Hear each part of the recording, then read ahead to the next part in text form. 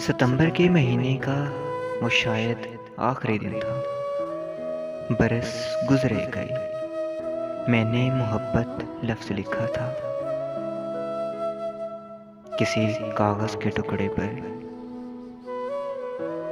अचानक याद आया है बरस गुजरे गए,